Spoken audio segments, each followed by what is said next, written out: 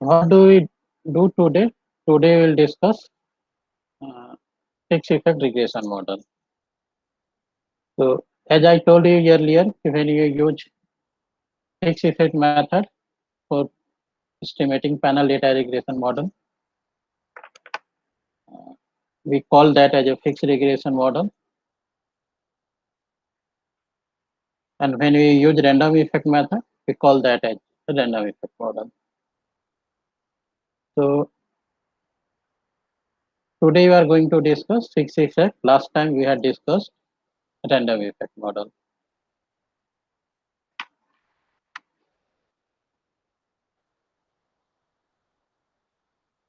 So as the structural regression equation is written here, so yit equal to xi t beta plus ci uit, and x is here uh, matrix which contains all explanatory variable. Ci1 is the unobservable cross sectional heterogeneity. U1 is error term as usual. Y is the dependent variable which has been observed for each cross sectional unit over a period of time. So, so when we start fixed effect regression model, we make some assumptions as like we have made in random effect model.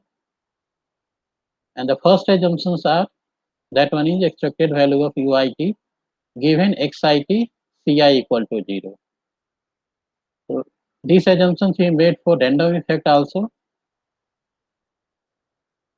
and this one is a strong exogeneity assumption.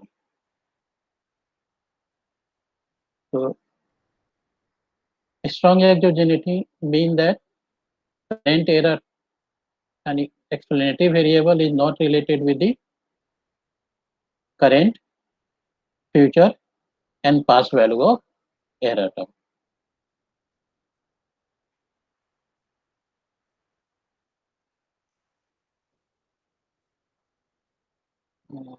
A key point to note here that we are not assuming random effect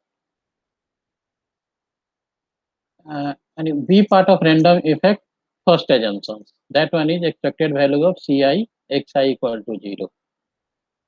So in a random effect, we assume that there is no correlation between explanatory variable and unobserved factor.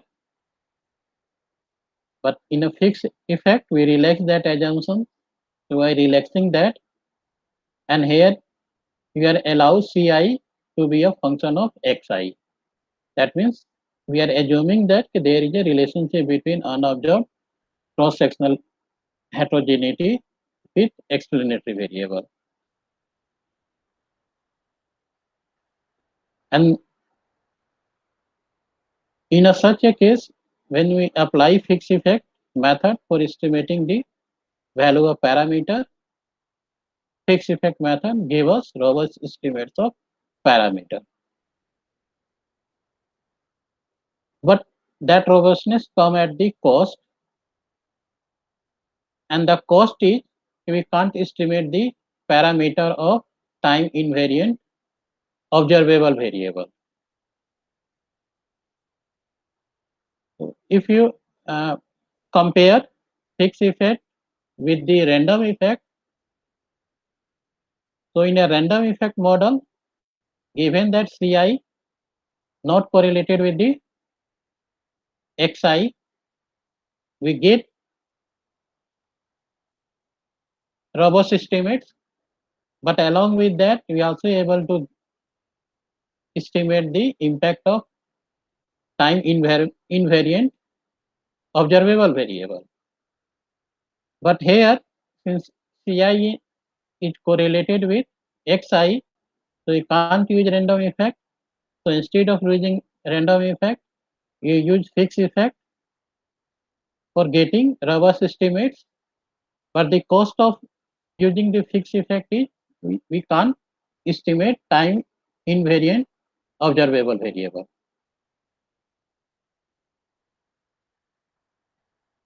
So this also means we can't distinguish the effect of time invariant observable with the time constants unobservable. But good thing with this model is that if time constant observable variable is not our variable of interest, then there is no need to bother about that.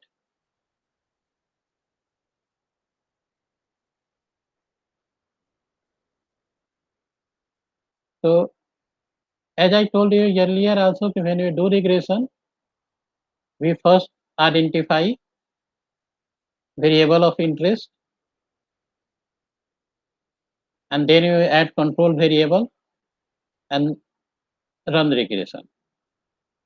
So, so in that case, if time constant observable variable is not our variable of interest, that means we are not bothering about how those variable impacting y. So of course there is no need to get estimates of that. So in that case, this effect is good.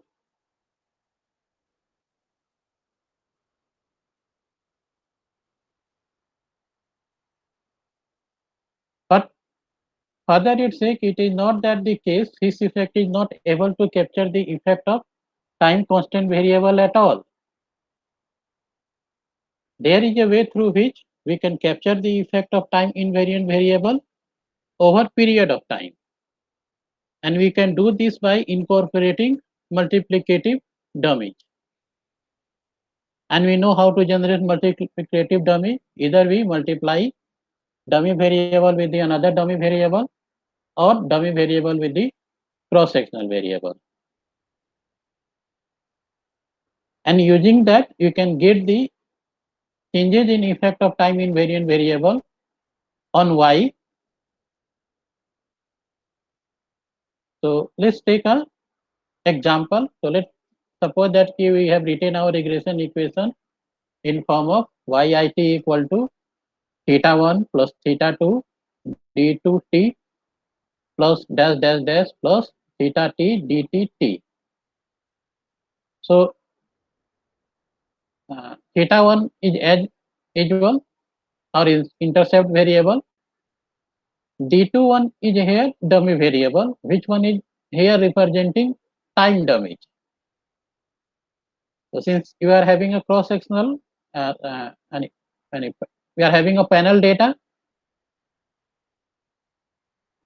with a different cross sectional value over a period of time. So we have made time dummy. So if there are 10-year period of time, then there should be a 9 dummy into the regression model. So this one is this part one is time dummy.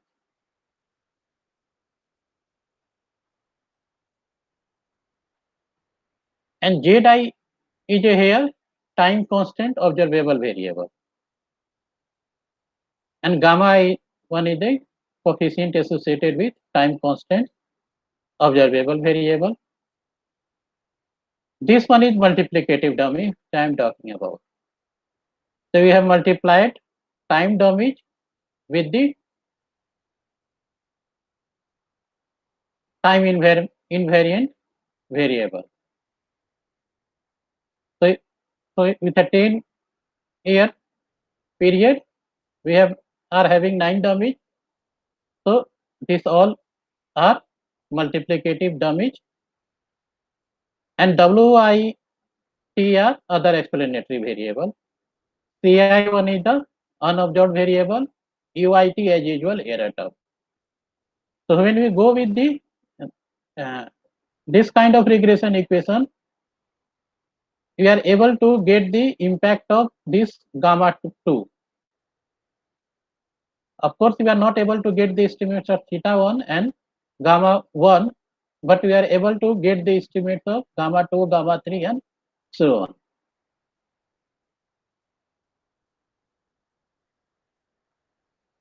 And that capture the effect of time constants observable over a period of time. So,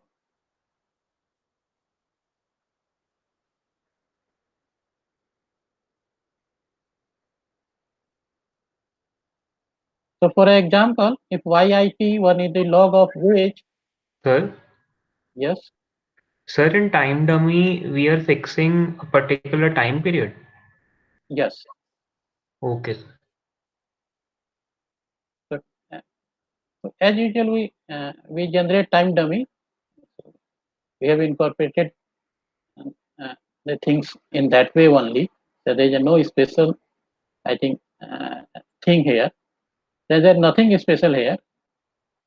So if, let's suppose that if you are working with the time period, okay, let me open the board.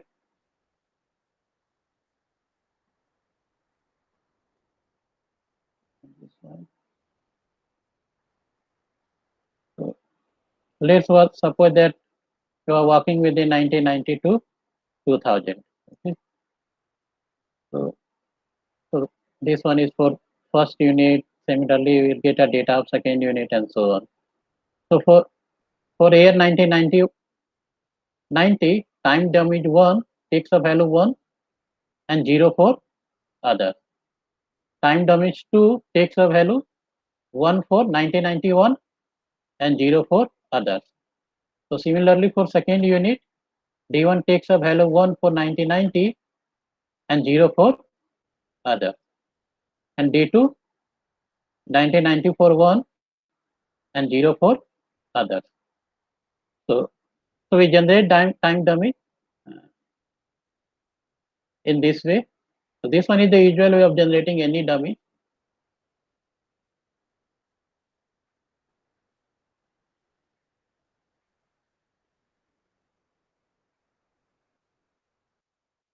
So for example, let's suppose that yit is a log of which and zi1 is the female binary variable. So multiplying female with the time dummy, since female dummy is here time constants observable variable.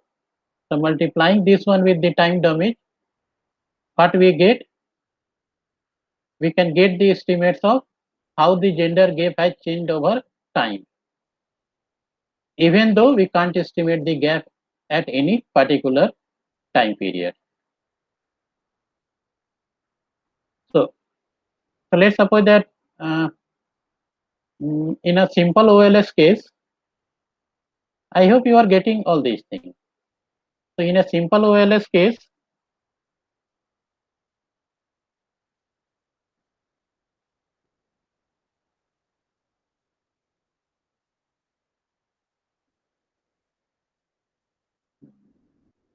let's suppose that this should be beta 1 plus beta 2 x2 it and plus beta 3.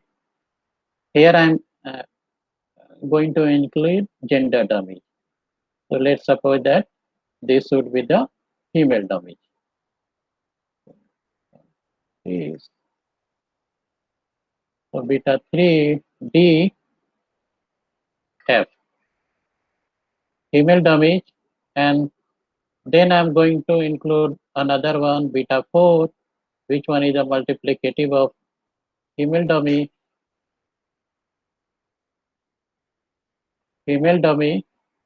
and x2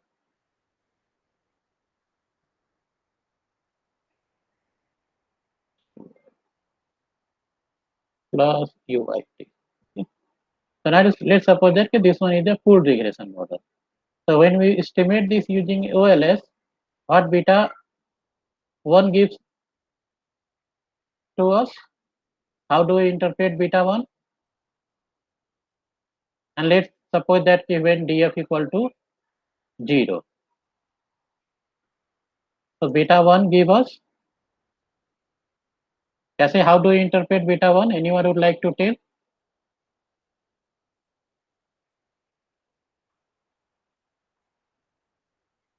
कोई बताएगा? So why? Can you just tell me what is Y again? Is it income?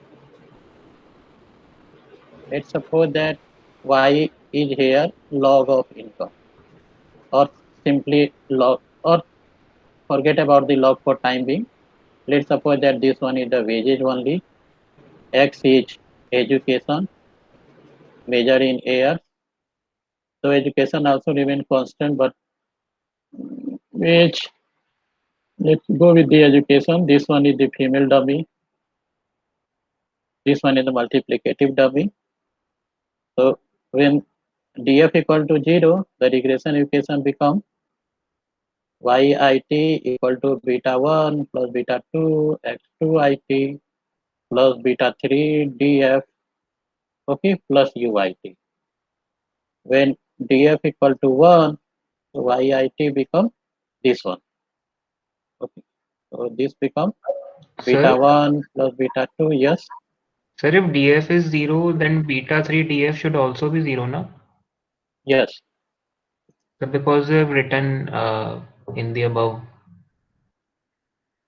Where I have written this one is our structural regression equation. Yes, So sir. when df equal to 0, so this becomes 0, this becomes 0. Oh, sorry, you are right. So, so,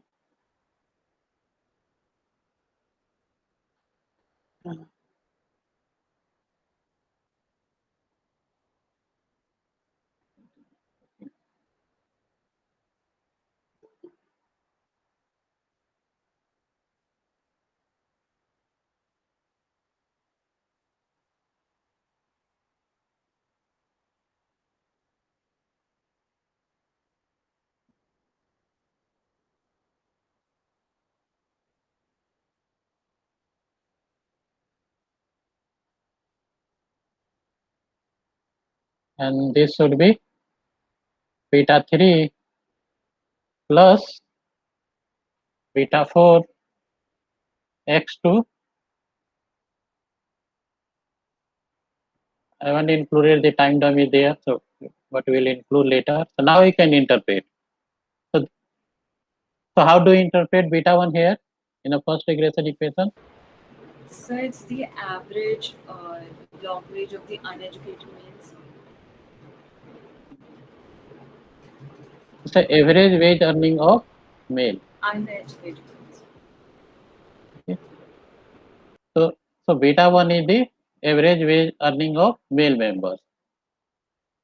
And how do you interpret this one? So here average wage earning of female become beta 1 plus beta 3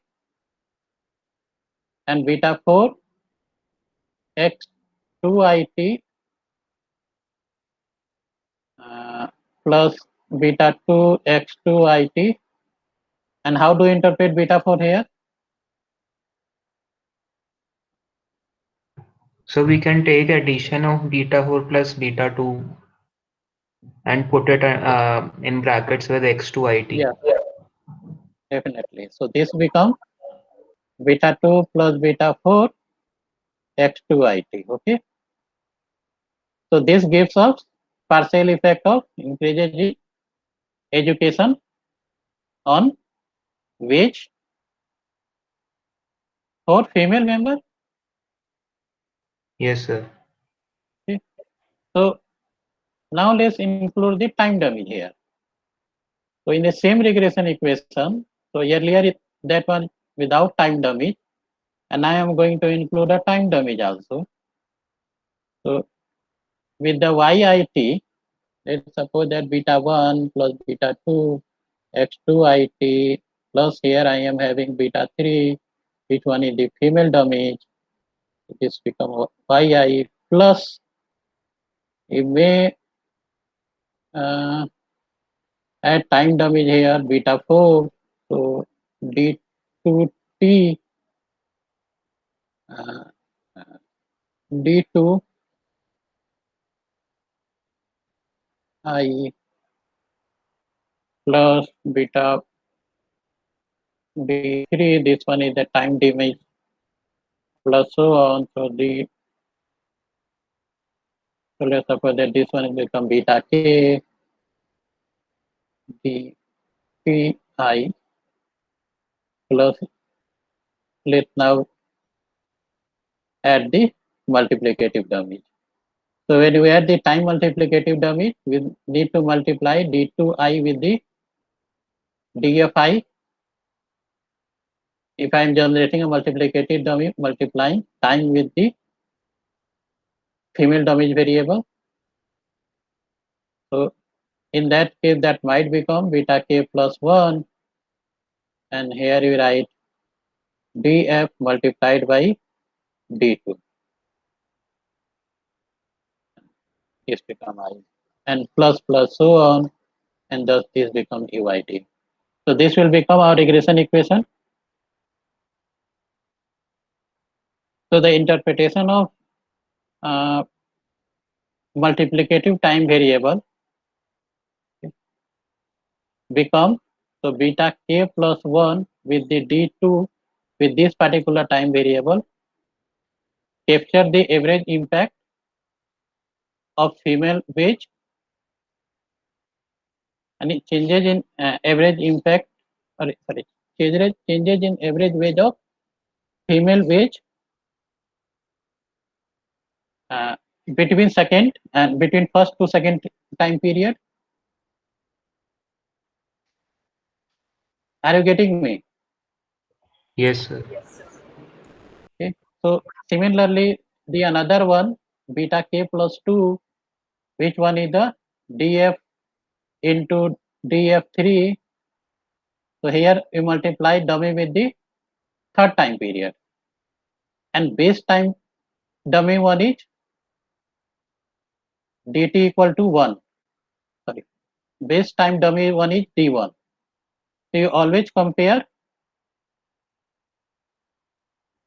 and you always interpret our result in reference to base dummy. So when we interpret beta k plus 2, which one is the coefficient of multiplicative dummy of female dummy and third time period dummy. So in that case, this shows the changes in average wage of female between first to third time period, between first and third time period. So in this way, we can interpret coefficient values of multiplicative dummy. So when we apply fixed effect, as we know, all time invariant observable variable vanished out from the regression equation. So of course we can't able to capture the average wage of female at any particular period of time. But because of this, since in a fixed effect regression model, this remain to be there even after uh, uh, after using. I think in a fixed effect model there is a process of using, and there is a procedure of estimating that called the mean differencing or or false difference method. So we'll come on to that. But even after using a procedure, that procedure this remain to be there, and we are able to capture the impact of changes in average wage of female over a period of time.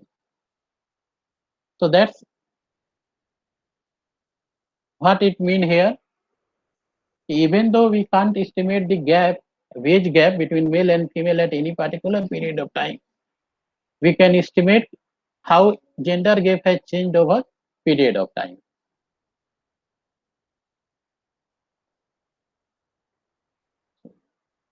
So as I had telling to you, there are well, uh, two ways through which Sir, we can estimate the, yes. so can we also compare the gap between males and females who are educated by adding by multiplying another dummy? Uh, of course, you can do. Okay, sir.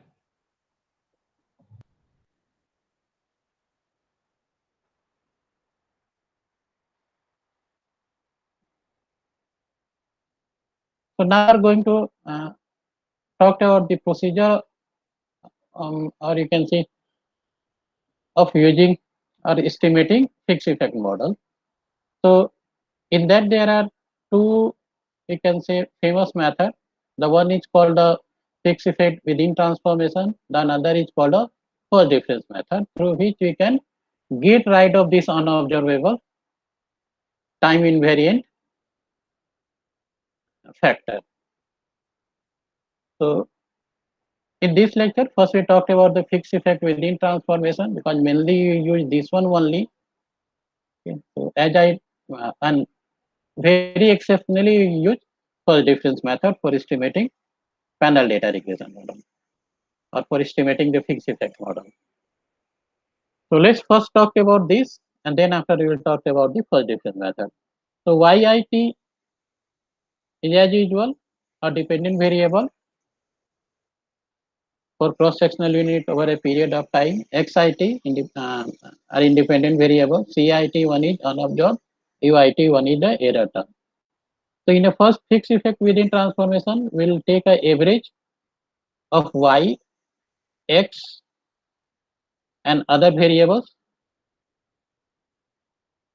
over a period of time for each cross-sectional unit. So, so if I having you are having a I equal to 1000 and T equal to 10, so for each 1000 cross-sectional unit, you will take an average of Y and X over 10 year of times. So yi here becomes sum of yit t equal to 1 to t divided by t. Similarly, we do with the x and other variable. So ci, which one is the time invariant unobservable variable? So average of constant is constant. So ci bar equal to ci. So when we subtract 4 from 3, so when we subtract the average from the absolute value, what we get? We get this regression equation. So yit minus y bar I equal to xit beta minus x bar I plus uit minus u bar I. For simplicity, we may write the above: y double dot it, x double dot it beta plus u double dot it. Double dot means here the variable has been transformed using fixed effect within transformation method. So after transformation, we will estimate this regression equation.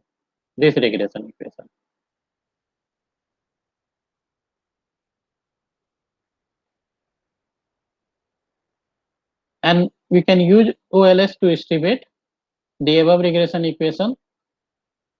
And given that the all assumption of fixed effect model satisfy, we get unbiased, inconsistent, and inefficient estimator using OLS.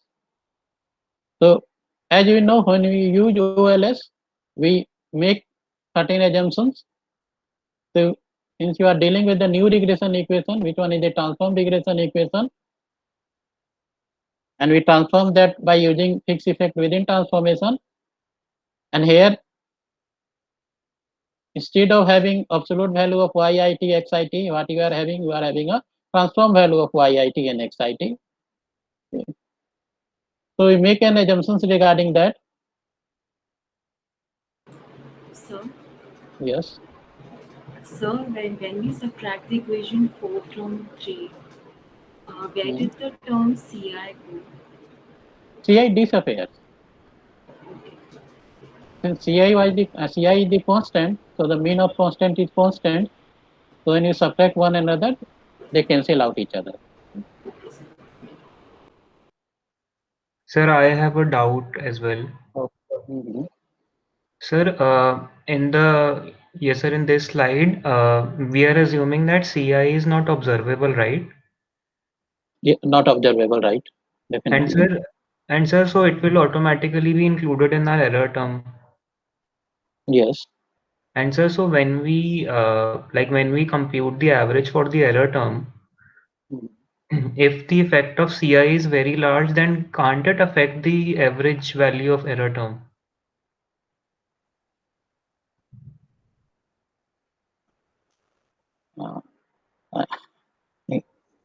The first of all, we are not estimating the regression equation. We are building a theoretical and under and you can we are building the theoretical aspects of a particular regression which we will estimate. So here we do not know about the value of ui. Okay. We will be able to get the value of ui only when we estimate that using any method. So if you use OLS, so after using OLS, we get the estimates of UI. In a random effect model case, okay, uh, since of course CI is unobservable and random effect model, we are not transforming the random effect model at all in such a way so that this CY disappears from the model. So given that when we estimate any regression model and you are having a presence of CI, then CI become a part of UI. A theory tells to us. Okay. And when Okay. we estimate, Mm. okay, of course, we get the overestimates of UI or underestimates of Y depending upon how CI and UI related or how CI is related with the YIT. If CI is negatively related with the YIT, then of course we will get a underestimation of error term. Positively, then overestimation of error term. So, uh, but in fixed effect case, you are recognizing the presence of CI and you are transforming our regression equation in a such a way so that CI disappear from the regression model. And for that, you are taking a help of this fixed effect within transformation method. So once CI disappear, that means theoretically it has been disappeared. And now we are having a new regression equations. Which one is the regression equation 5 here? And equation 5 here. So when we estimate this particular regression equation, of course we will not get UI, sorry, CI into the error term.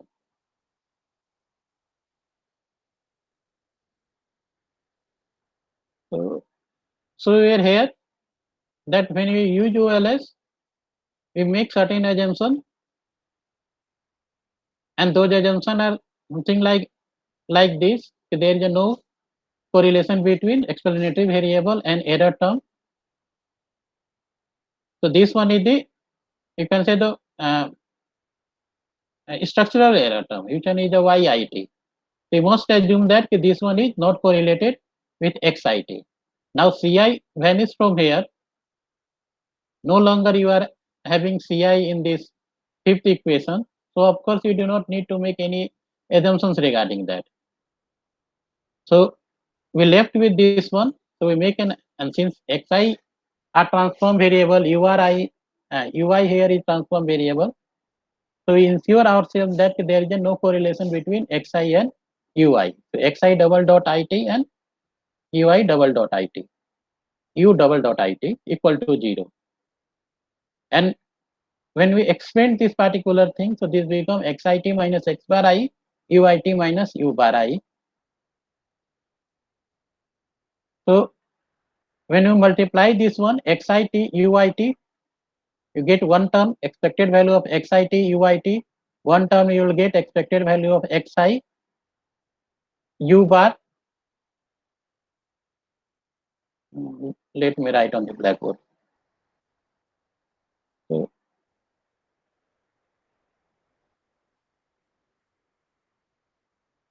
we are assuming that expected value of x double dot it, u double dot it equal to 0.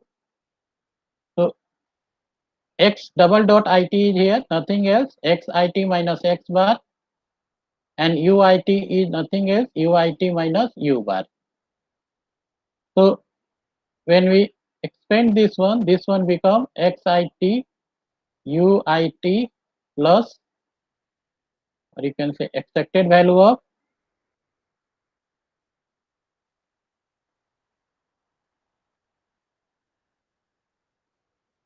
this become u bar, expected value of xit minus x bar expected value of uit plus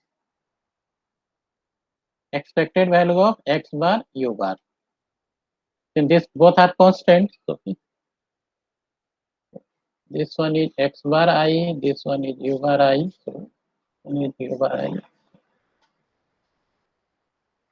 Sorry, this one is not constant. Sorry, I mistakenly taking this out. Since this one x bar is constant for one cross-sectional unit, but since you are having a different cross-sectional unit, so you will have a different value of x bar I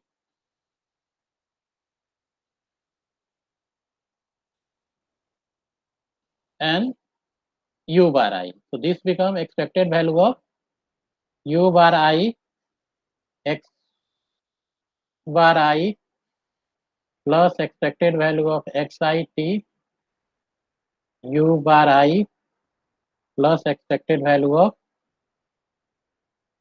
what left x bar I u bar it. So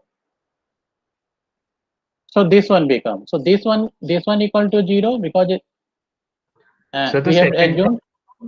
so the second term should be negative, I think. Minus expected value of u bar I x bar I.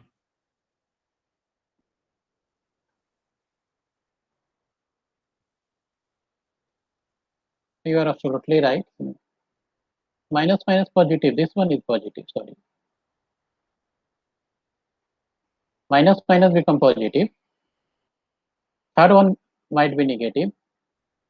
Yeah, third one is negative. Third one is negative, and fourth one is also negative. Okay.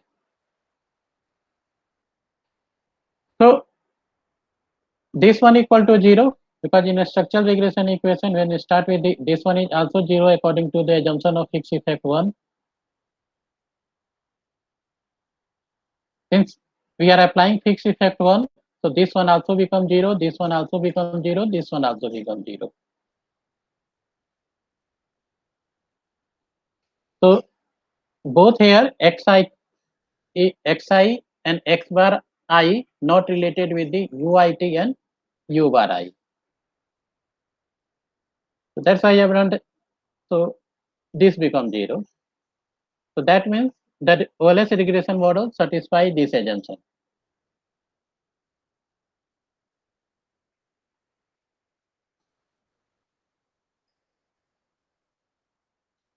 And if the OLS, if the above assumption hold, then pooled OLS give us consistent estimate.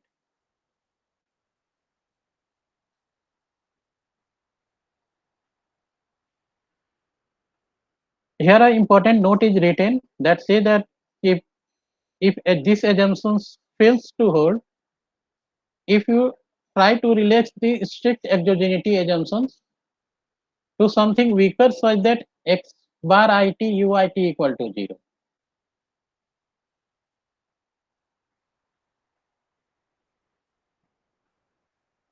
And it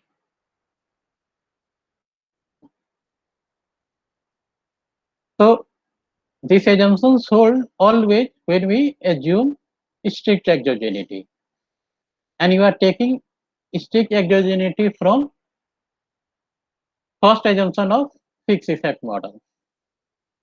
So given that this assumption hold, and when this assumption hold, we get the consistent estimates of parameter just by running a regression of y dot I double dot it on x double dot it.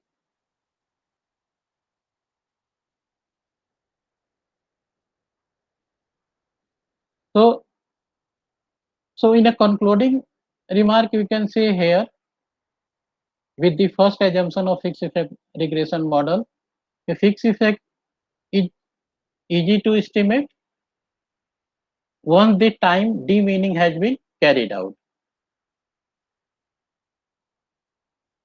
And time demeaning is easy to carry out when you use any particular or any software. Like in a stata, so you do not require to do uh, time demanding things. That means you do not require to do uh, uh, uh, uh, uh, uh, variable transformation. You just need to type one command. That command automatically take care of everything and give you fixed effect estimates. The second assumption of fixed effect regression model, one is the rank assumption. So in a case when you are having a full rank, we get the each coefficient estimates, but in a fixed effect case, since or in a fixed effect case, while demeaning time invariant observable variable disappeared from the model. So when we calculate the rank of expected value of xit and xit prime xit, of course that not equal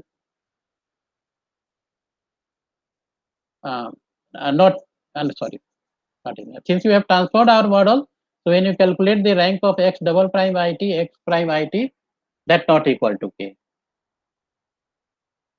and because of this reason we can't this reason we can't get the estimates of time invariant observable variable.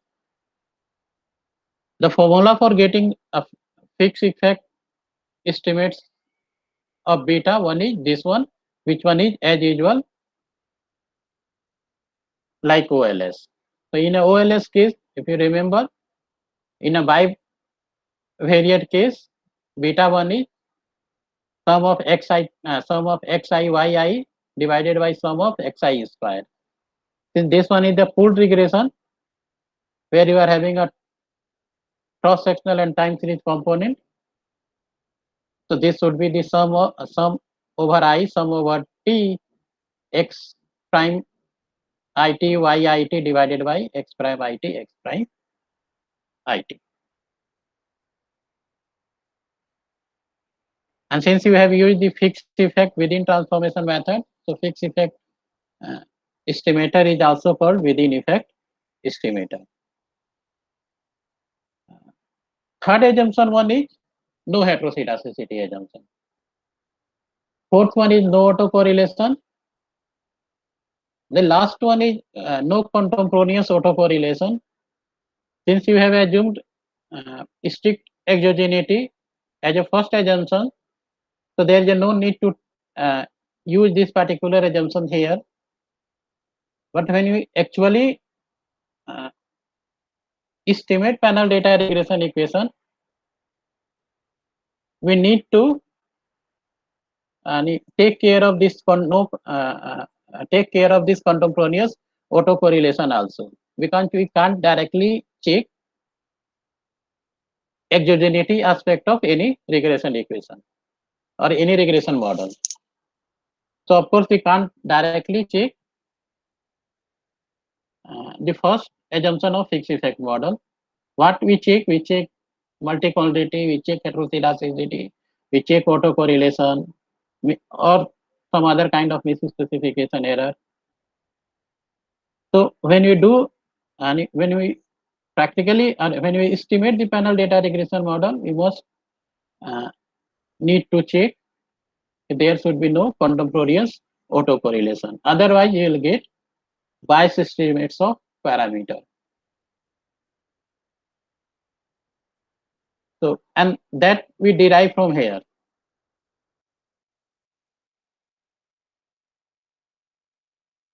From this regression, from this assumption. So, in absence of strict exogeneity, as it says, you might get as might and this particular assumption might get fail, and in a case when this assumption fail, we get bias estimates of parameter. Mayank is asking what is contemporaneous autocorrelation. So contemporaneous autocorrelation is the case when error term of ith cross sectional unit at t time period related with the error term of J cross sectional unit at S time period.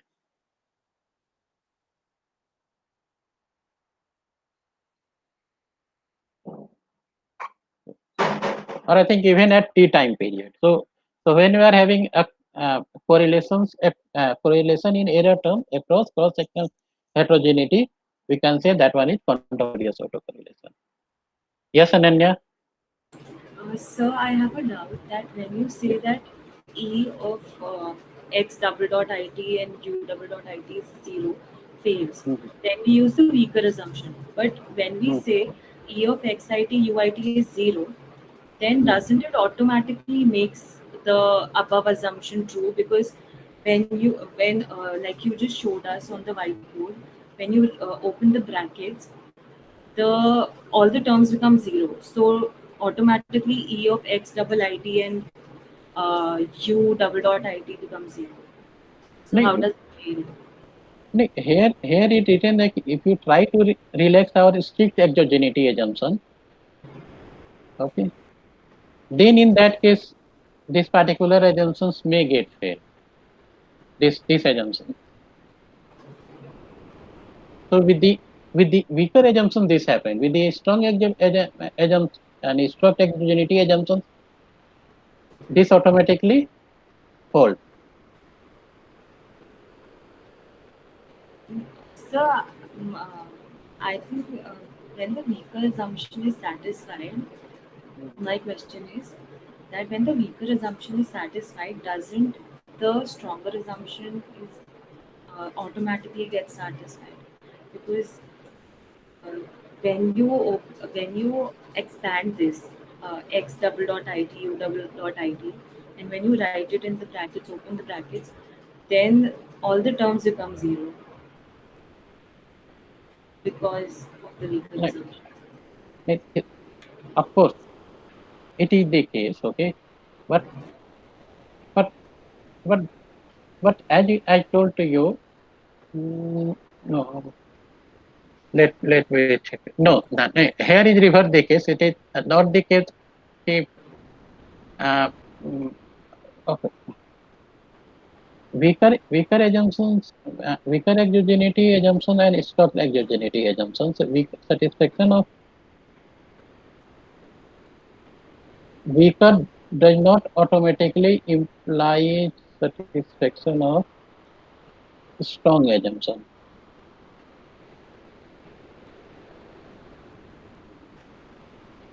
Mm,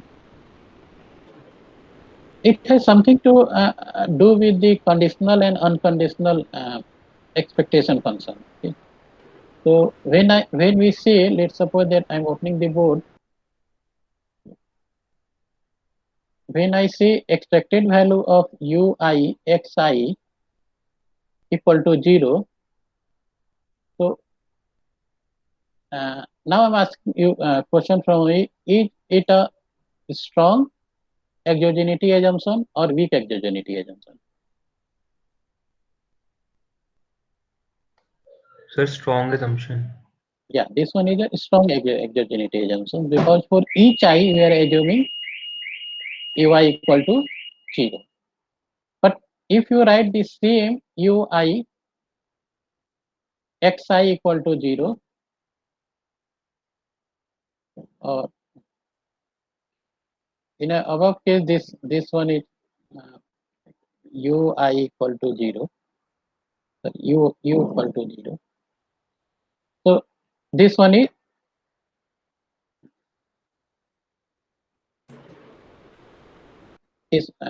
this one is this one is weak exogeneity assumption. Am I right? Yes. This one is a weak exogeneity assumption, and strong strong exogeneity mean as I in a time series context, or the ui is not related with the current value, previous value, or future value, or future value. This one is the interpretation of strong exogenity. But in a case of weak exogenity, we can't say about this. It might be that ut not related with the xt, so expected value of this one becomes 0. But when we go with this one assumption, this might not equal to 0. And this happened with the weaker assumption. And this what mean there, when we assume a weaker assumption of stock and stock exogenity, it might be that the model face a problem of this called a contemporaneous autocorrelation. So this one is y I and j, as you can see, when t not equal to s.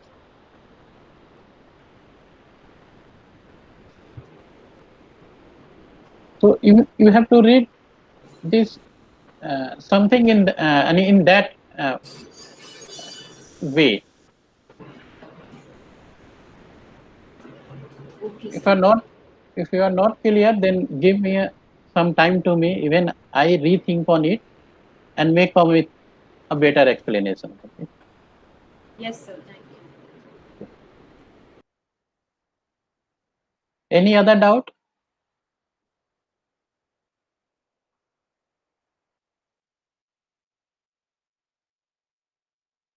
So, so these are the assumptions about which we must bother about. So when you do or when you estimate the panel data, you must uh, check the heteroscedasticity, autocorrelation, and contemporaneous autocorrelation assumptions. Apart from that, we check whether there is fixed effect or not. So there is a way to check that. In a random effect case, um, we check the random effect, whether there is a random effect or not.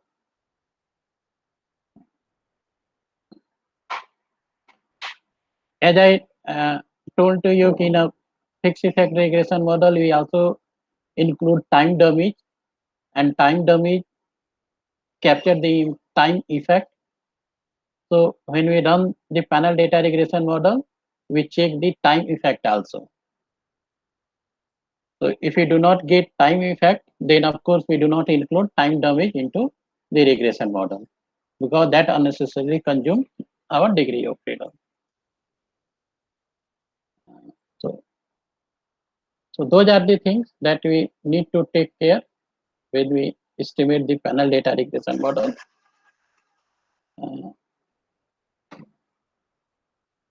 so before moving on to the when to use when to random effect and when to use fixed effect, of course, theory says to us we use fixed effect when we suspect correlation between Ci and Xi. Otherwise, you use random effect. But apart from that, when we estimate panel data regression model, we will get between estimated result also. So let's talk about that between estimator, and then after we move on to a test through which we can get to know whether Ci is related with Xi or not. That called a Hausman test. So before moving on to the Hausman test, so between estimator we get when we uh, run this particular regression equation. So when we, so this one is y bar I xi beta plus ui bar, and this we get when we will take a average of yi xi over all layers. So when we regress average of yi xi for each cross sectional unit, we can get the between estimator.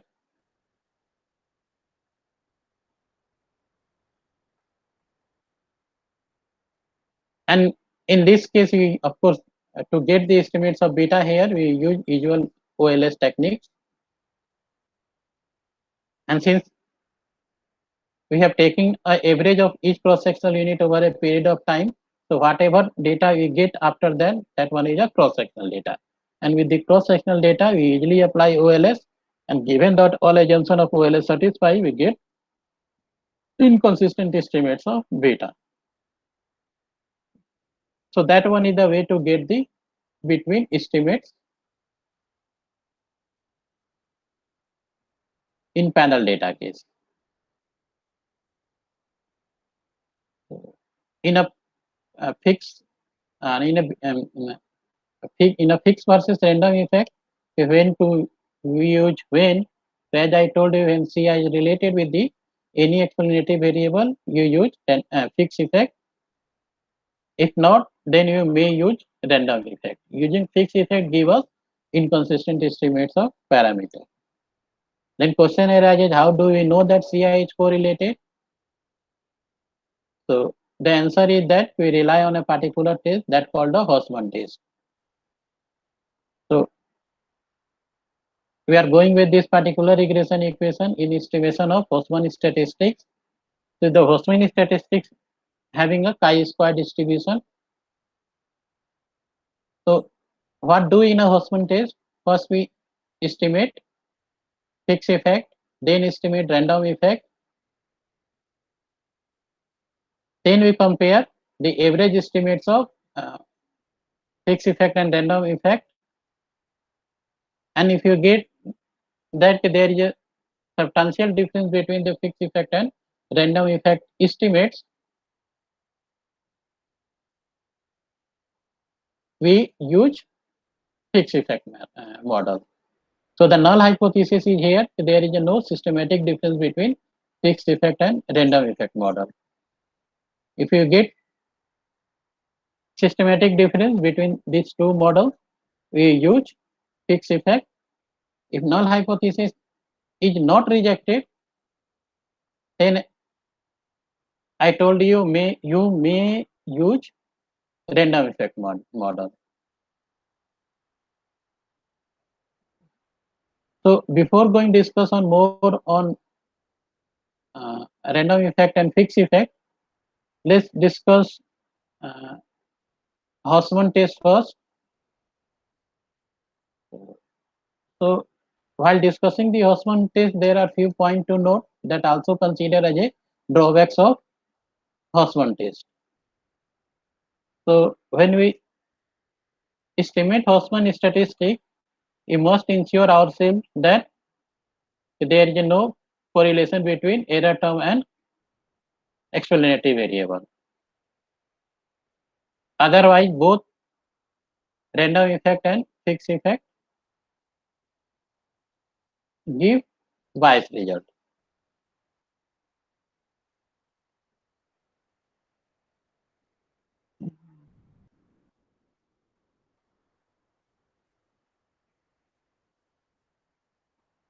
Second one is Hausman test usually implement assuming that random effect third assumptions satisfy, and if that is the case,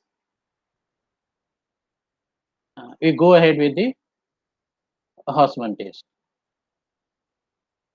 And random effect third assumption one is, the first one is the strict exogeneity, and the second one is expected value of Ci square sigma square c. So if that is the case, then of course random Hausman test gave us better result.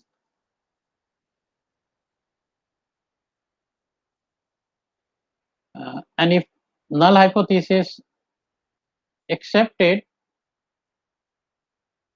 so given that third assumption of random effect model satisfy, random effect gave us more efficient result than fixed effect. But as written here, this assumption is not tested by the Hausman statistics, hence the test has no systematic power against the alternative test, that is random effect 1. That is true, but random effect third is false. So the RE1 is the assumption of random effect 1, and RE third is random assumption of random effect third. Sorry, third assumption of random effect model. So So this one is another, as I told you in the beginning also, since we can't test these strong exogeneity assumptions. Okay.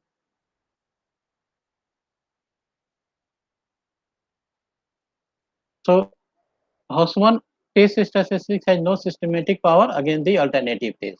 So even when the Hausmann test statistics is accepted, okay,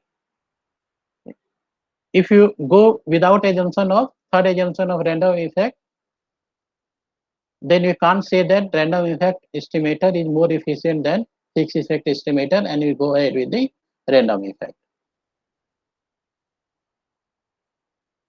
The third assumptions relate with the parameters that we compare.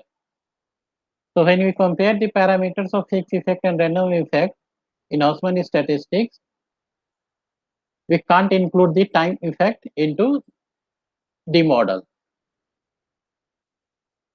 So it can't be the case we run random effect model with the time dummy, we run fixed effect model with the time dummy along with the other explanatory variable and calculating the Hausmann statistics. If you do that, then you may get a incorrect estimates uh, of Hausmann statistics. And it is because in a fixed effect approach, all time invariant observable variable disappear from the model.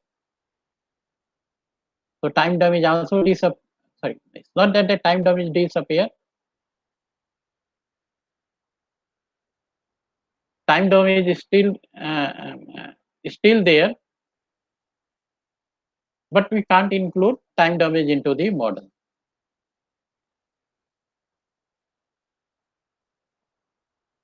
And the last one is a Hausmann test is not a sufficient test for deciding between fixed effect and random effect model.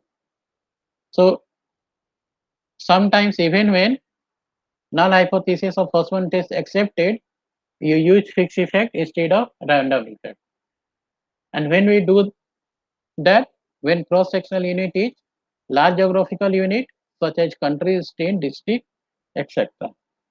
If that is the case, then we blindly go with the fixed effect model without testing Hausmann test statistics.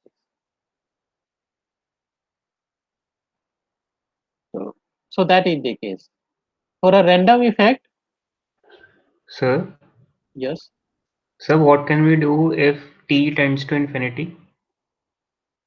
that one is the part of time series model. So in that case, we apply panel time series regression model. Oh, okay, sir. So that's why you are considering short and balance panel here only. So short panel means t is small and n is very large. So n may go up to infinity with a fixed t. So it can't be the case that both goes to infinity, or it can't be the case only t goes infinity. Okay, So sir. you are strictly using fixed panel, and whatever you are discussing, that one is in context of fixed short panel only. So in a case of short panel, as I am telling you, when cross-sectional unit is large geographical unit, such as country, state, districts, we use fixed effect model. Even Hausmann test indicates for using random effect model. So in a above case, when we are talking about the drawbacks of Hausmann test statistics, that relies on the assumption of UIT and relation of that assumption with the XIT. But since we can't uh, uh, and it is the strict exogeneity assumptions, okay. Okay, so most of the time, for theoretically, you know, you get to know all about these things from the textbook discussion. But practically, when you do regression model, okay, you can't get or you have a prior knowledge about the strict exogeneity thing, okay. Or even we can't I can't say it can't be tested. Okay, probably there is no formal test of it, but there is a various approach through which we can get to know whether error term is related with the explanatory variable or not. Let's suppose that for an example, when you get the estimates of residuals and you plot the residuals against explanatory variable, and if you are getting some kind of pattern, then in that case you can say x is related with the explanatory variable is related with the EO. But again that might be because of the heteroscedasticity thing.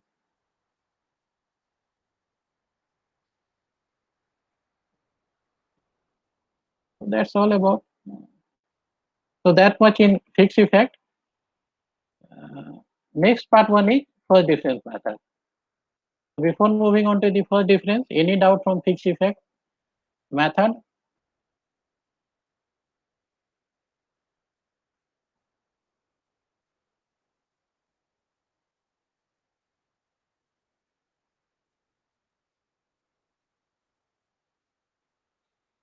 Okay, so let's move on to the next one. Which one is the fixed first difference method? So this one is the alternative approach for estimating fixed effect model. I can't say the fixed effect model. This one is the alternative approach for estimating panel data regression model when you have presence of unobserved cross-sectional heterogeneity. Fixed effect model name specifically, and we use or I use when you use first within transformation method for estimating panel data regression model. So I am pointing here, do not confuse when you write fixed effect, least square, dummy variable, and when you write fixed effect model. So fixed effect model strictly mean in my case, I am directing you or we are using within transformation procedure to estimate the panel data regression model. So that's called the fixed effect model. First difference in another, you can see way to get the estimates of panel data regression model in presence of unobserved cross-sectional heterogeneity. So it is advantage of using fixed difference method, which we call FD also. It is easy to estimate, and when t equal to 2, both fixed effect and first difference methods give us same estimates of parameters.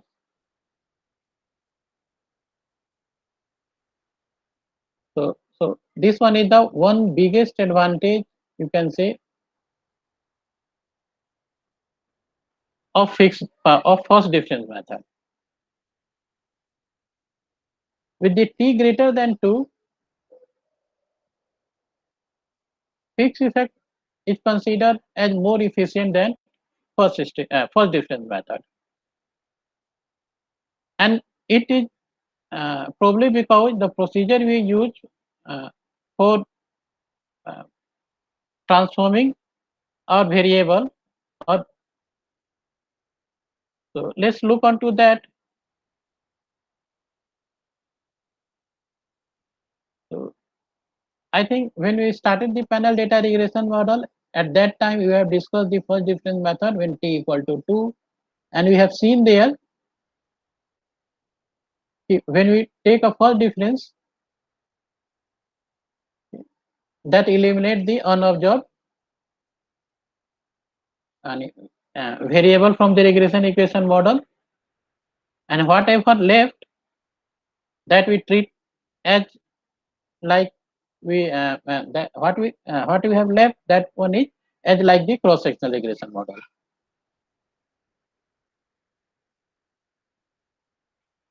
So are you able to recall that?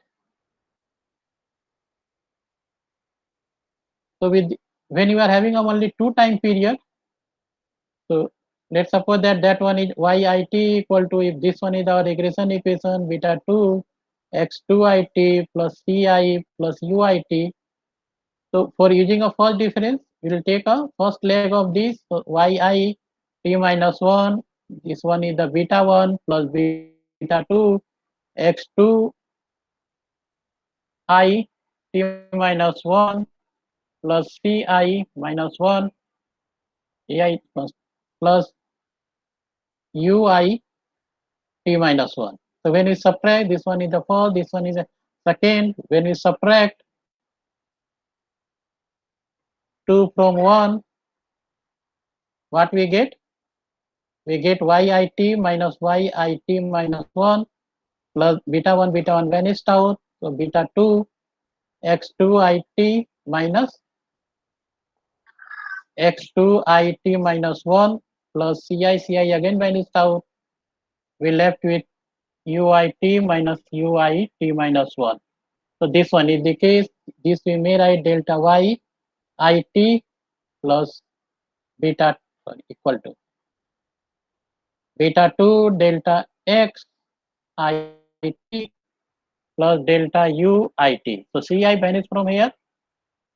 So with the t equal to 2, with the t equal to 2, we lose first observation of each cross sectional unit. So whatever we left with the uh, one time period only, and that one is as equivalent to the cross sectional regression equation model. So you use OLS and get the estimates of parameter. The same is here. Even when t is equal to 2, you use the similar procedure. So you use the first difference method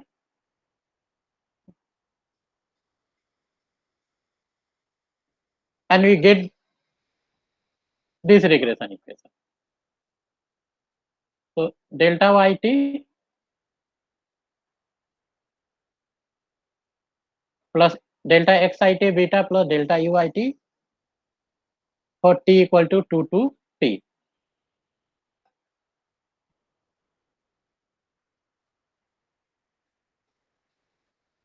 And we can see here the ci disappear from the model, and we also lost first time period observation for each cross sectional unit. So whatever data we left with, that one is t minus 1 time period for each I.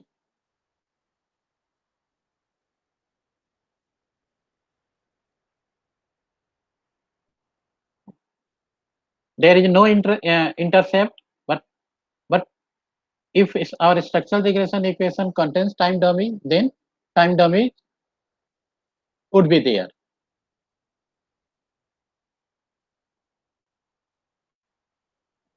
In a t equal to 2 case, the coefficient of second time dummies become intercept. With the t greater than 2, with the time dummies, okay. So of course we can't get the estimates of theta 1 here, and we can't get estimates of uh, gamma 1.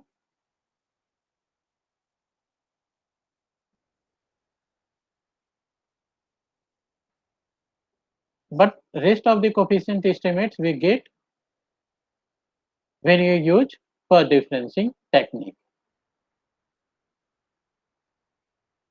And with the transform regression equation, we can use OLS. And again, given that OLS satisfies uh, some assumptions, and those assumptions are so first assumption is as like the fixed effect first assumption, strict exogeneity. The second one is the rank order assumption. The third one is that I think different from the fixed effect, and the third assumption of fixed effect model.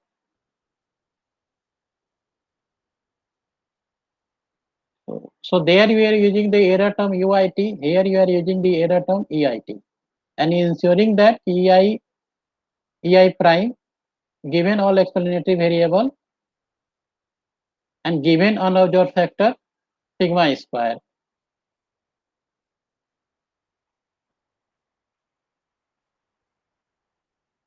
And given that this particular assumption satisfy, which we call fixed difference third assumption, we can write uit equal to uit minus 1 plus eit.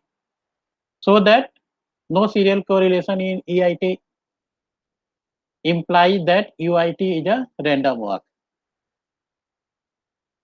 Because random walk model has substantial and you can say dependence on the previous error term.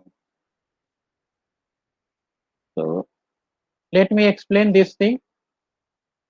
So since you are taking a difference here, so while taking a difference, we are subtracting uit minus 1 from uit. That's what we are doing.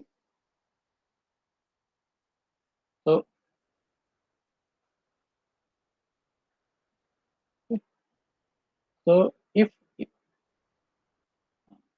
and with that we are getting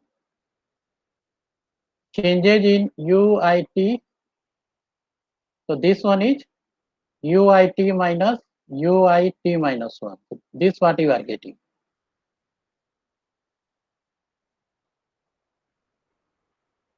So in a random walk model, uit is written as something like this.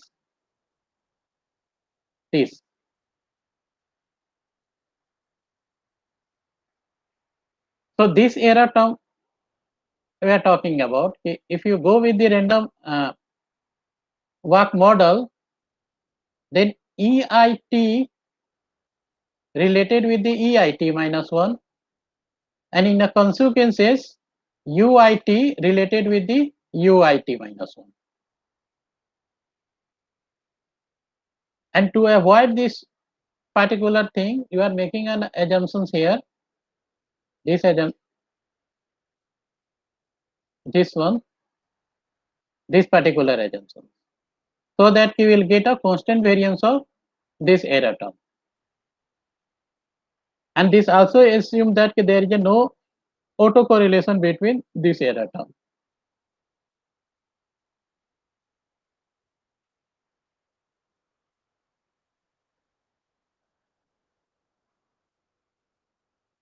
And when we go with all those assumptions, we will get the most efficient estimates of parameter. And assuming that all those assumptions satisfy, we require to run regression model of changes in yit on changes in xit, and we get the estimates of first difference estimator. Any doubt till now?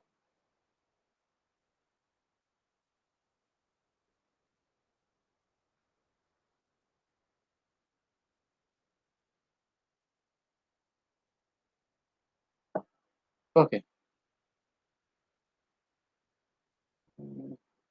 So you are on to the last part of today's lecture, and now we are going to discuss the sum policy analysis using first difference method. So as written here, it is a powerful method for program evaluation. We have studied about the RCT. RCT we can also use for a program evaluation. So we can also use the first difference method for the program evaluation. And so with the 2-year panel data set, with the control and treatment group at 2 point in time, if you use fixed effect, then we get and then you can make a inferences about the any program, or you can evaluate the program. The usual approach of applying the first difference is we should difference all variable appearing in structural regression equation, including any binary indicator that indicates participation into the program. And whatever estimates we get after taking a first difference estimates, that is interpreted as that in original equation, because it allows us to think comparing different unit in the cross-sectional unit at any point in time period. So in a special case when t equal to 2, let's suppose that program IT denotes a binary variable. So it takes a value 1 if person was in treatment group and 0 otherwise. And also suppose that there was no treatment given to any individual in period 1. So given that program I1 equal to 0 for all I. And in a second time period, the interventions come. Some people participated into the program, some were not. So those participated, program I2 takes a value 1 for those, and those who did not participate into the program, for that program I2 takes a value 0. So in a t equal to 2 case, when you use the first difference method, and given that there was no intervention in a first period, so the all program I value in a first period takes a value 0. It is only in a second period some value are 1 and some are 0. So in that case, program I t, sorry, changes in program I equal to changes in, sorry, equal to program I2. This one is the case. And when you use the first difference, you will get the first difference of changes in y. We will have this intercept term. This one is the time invariant observable variable. This one is our program effect, and this one is error term. And we estimate this model using OLS, and this delta 1 is the effect of the program, not this delta 1 I'm talking about. Effect of the program. And remember this, remember here if this one is omitted from the regression model, so in a case if this one is and there is no time invariant observable factor, then the resulting regression equation is same as like the difference in difference regression equation. So the delta 1, which one is the estimates here out of first difference regression equation, is same as like the difference in difference estimates. So the difference in DD approach one is the, you can say that another approach for a program evaluation. So the RCT, first difference and difference in difference approach. So these are the three approaches through which we can evaluate any program and policy. RCT I taught to you, first difference I am teaching to you. DD is again not that much difficult. The reference reading is given here. That one is the Woolrich cross-sectional and panel data econometrics book. About the difference in difference approach given on first on page number 146 to 151. If you will be interested into that, please go through that.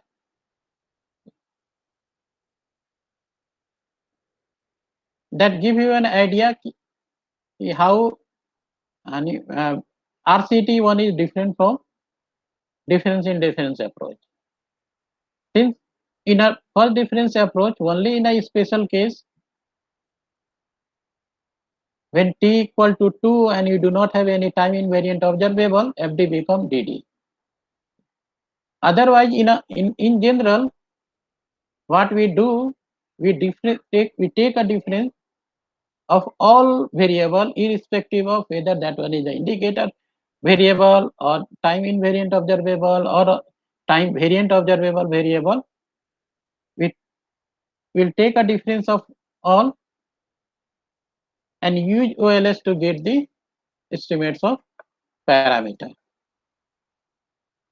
So, so this one is the theoretical discussion on this first difference method.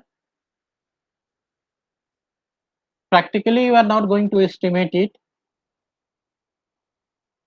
Whatever you do in practical, that one is we estimate pooled regression, fixed effect, least square dummy variable.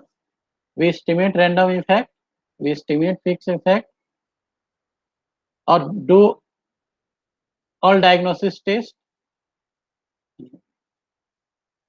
That means first we run Hausman test, make a choice between random and fixed effect, and after making a choice, we do diagnosis test so that whatever result we get, that should be robust and uh, um, uh, consistent estimate. So this much in basic panel data. Reference reading are chapter 10 of Oldridge books, page number 300 to 343 for this lecture. Otherwise, you have to do an entire chapter 10 of Oldridge. Apart from chapter 2, you may refer Gujarati and Potter's basic econometrics book, chapter 16 for basic on panel data. We also refer Oldridge introductory econometrics again for basic readings. Oldridge one is advanced textbook. It made for the graduate students as like you.